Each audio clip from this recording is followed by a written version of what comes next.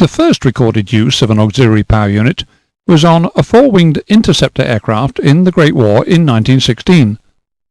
The aircraft, called the Nighthawk, was designed and built by the owner of the firm that would eventually become Supermarine, the builders of the Spitfire. A gasoline-fueled piston engine was used in this particular instance. However, because aircraft in general, and commercial aircraft in particular, began to need more powerful electrical and hydraulic supplies and air conditioning facilities to service them while they were on the ground with their engines shut down, the auxiliary power unit, which was to satisfy these requirements, became more sophisticated. Aircraft manufacturers and operators also recognized the fact that because it had an auxiliary power unit, it also meant that the aircraft was no longer dependent on expensive ground support equipment. The auxiliary power unit can provide the necessary power for operation of an aircraft's electrical, hydraulic, and pneumatic systems.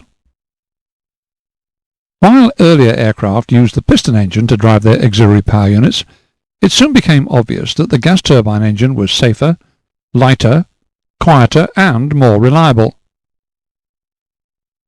The gas turbine engine auxiliary power unit uses Avtur, which is the same fuel as the main engines use, so the problem of fuel storage and fuel management systems is minimized. The type of gas turbine engine normally used to drive auxiliary power units is a turboshaft engine with a free turbine. The free turbine, which is designed to run at a constant speed, drives the accessories via a gearbox. The fact that the free turbine runs at a constant speed ensures that the auxiliary power unit's generator maintains a constant frequency without the need for an additional constant speed drive unit. Some aircraft use air bled from the auxiliary power unit's compressor to power the aircraft's pneumatic system, but it's also common for the free turbine to drive a separate load compressor to supply bleed air. The auxiliary power unit is normally positioned in the tail of the aircraft, where its operation will not harm personnel working in proximity to the aircraft. The auxiliary power unit of modern aircraft can be operated in the air, thus providing a backup source of power to the aircraft systems in the event of an engine failure.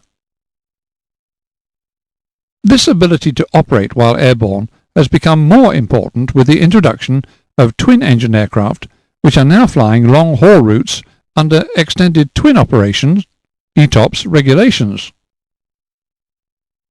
Auxiliary power units fitted to ETOPS aircraft must be extremely reliable, as they are used in place of the failed engine to supply backup electrical and pneumatic power during single-engine operations. While other auxiliary power units may or may not have the ability to be started while the aircraft is in flight, ETOPS-compliant auxiliary power units must be capable of being started at all altitudes. If such auxiliary power units malfunction, the aircraft cannot be released for ETOPS flight and must fly a longer route. While, for example, the L-1011 TriStar can start its auxiliary power unit up to 25,000 feet and has the capability of delivering power up to 31,000 feet, the Allied Signal auxiliary power unit, which is fitted in some Boeing 737 aircraft, has a 41,000-foot start capability and can deliver 66 kVA at this altitude. If the aircraft descends to 31,000 feet, that same auxiliary power unit can deliver 90 kVA.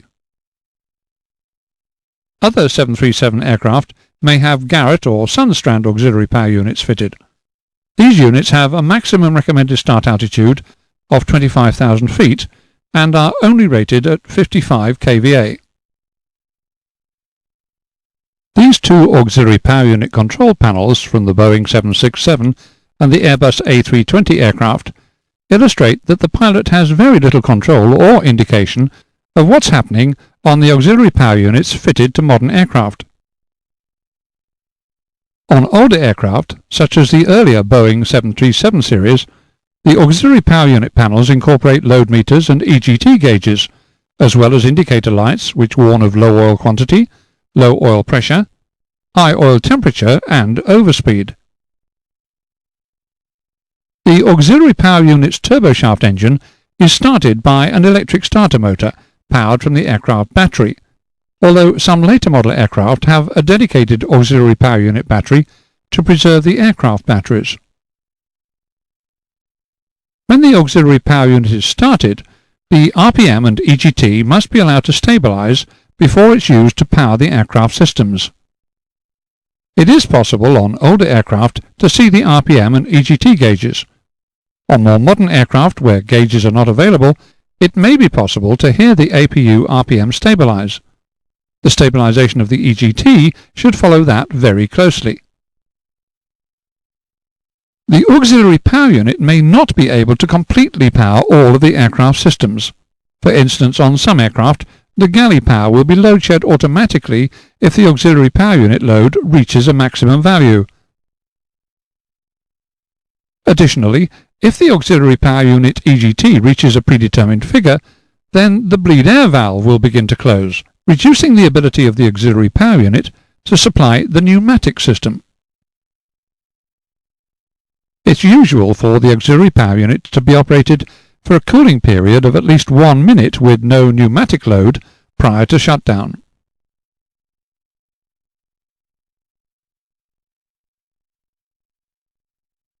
The auxiliary power unit will automatically shut down for the following reasons: fire, low oil pressure, high oil temperature, overspeed. The auxiliary power unit has only one fire bottle, which uses Freon, stored at a pressure of approximately 800 psi as the extinguishant. Operation of the auxiliary power unit fire handle passes an electrical supply through a cartridge, which ruptures a diaphragm in the outlet of the bottle. When the diaphragm breaks, the internal pressure forces the extinguishant into the auxiliary power unit shroud, where it suffocates the fire. The indication that the cartridge has fired is given by the displacement of a yellow disc, which is positioned on the side of the aircraft, where it can be checked during the walk-round inspection. The red disc alongside the yellow disc will become displaced if the fire bottle has become too hot or its internal pressure has become too high.